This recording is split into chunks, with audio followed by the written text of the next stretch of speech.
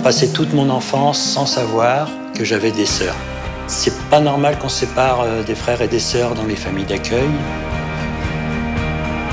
À partir de l'âge de 3 ans, j'ai grandi dans une famille d'accueil. Je suis arrivé avec mon frère, qui lui était 1 an plus jeune. Je savais rien de mes parents, j'avais pratiquement même pas de souvenir de les avoir vus. À l'âge de 12 ans, il y a un camarade d'école qui vient me voir. Il me demande si j'avais une sœur. Pour moi, je lui dis non, j'ai pas de sœur, j'ai qu'un frère, quoi. Donc il est parti, il est revenu quelques temps plus tard et là il m'a appris que j'avais vraiment une sœur, quoi. Et on s'est donné rendez-vous et elle me disait qu'elle habitait à côté de là où j'habitais, à 5 km l'un de l'autre, quoi. Et elle était avec une de mes sœurs aussi en plus.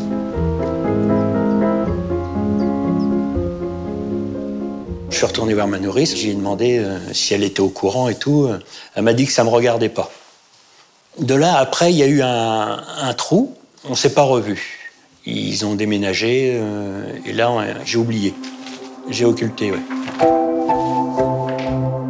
À 18 ans, j'étais à la rue, on va dire. Ça a duré 1 an et demi. J'ai rencontré ma future femme. Elle m'a très bien épaulé pour les recherches. Et de là, j'ai recontacté ma grande sœur. J'ai découvert 6 sœurs. On n'a rien en commun, pas d'atomes. Même à l'heure actuelle, on se contacte pas du tout, à part 1, 2. Mais sinon, non, on n'a rien, aucun contact.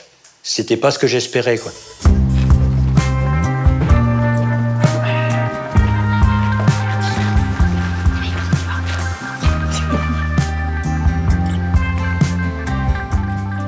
Bonjour tout le monde. Bonjour. Bonjour. Suite à mes recherches, j'ai été voir la DEPAP parce que j'étais en recherche de mon dossier. Je leur ai demandé, comme je me sentais concerné, si je pouvais pas aider justement les autres personnes accueillies. Et ils m'ont dit oui. Bon, je vous présente Carla qui vient nous voir. Elle est déjà venue samedi. Salut Carla. Et puis voilà, elle a besoin un petit peu de la DEPAP, donc on va la rencontrer avec Raphaël. S'il est d'accord. La plupart des jeunes qu'on reçoit, ils ont quand même été en rupture de parents et tout. Ils ont été placés à l'ASE, soit dans les foyers, soit en famille d'accueil, quoi. Comme je t'ai expliqué samedi, la DEPAP, c'est une association qui est gérée par des bénévoles qui, comme toi, ont été placés à l'aide sociale à l'enfance. Raphaël a un parcours au service de l'aide sociale à l'enfance et Sophie aussi. Faut vraiment pas hésiter à me solliciter, ça sera avec plaisir que je te filerai un petit coup de pouce. C'est vraiment gentil. La première impression que j'ai eue, c'est que c'était très chaleureux et que voilà quoi, je pouvais être aidée. Ça va peut-être te permettre de prendre Tu as un projet de job pour l'été? La DEPAP est une association d'entraide. Donc on a mis en place un système de parrainage. Donc je suis parrain d'un jeune, Michael. Je suis en train de chercher un appartement. J'ai fait une démarche, j'ai commencé à remplir le dossier, quoi. D'accord. T'as pas eu de problème pour le monter ou... Si, un petit peu, il y a des questions que je connais pas tout. Donc, on va le remplir ensemble. On a déjà rempli des dossiers. Bah oui, c'est ça. Ok. C'est vrai qu'ils sont un peu perdus. Il suffit d'y mettre une marche et après, ils se lancent. Il suffit de les motiver. Raphaël, c'est plus qu'un parrain, en fait. Pour moi, je le considère un petit peu comme mon beau-père, par exemple. Parce que du coup, c'est vraiment un truc fusionnel. Bon, je suis très content pour toi que ça marche.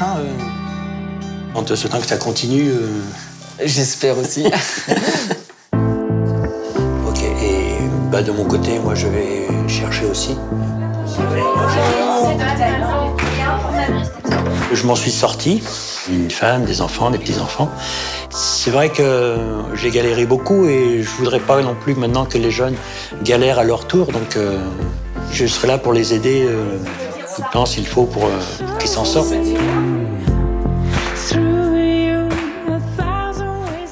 Alors, je suis impatient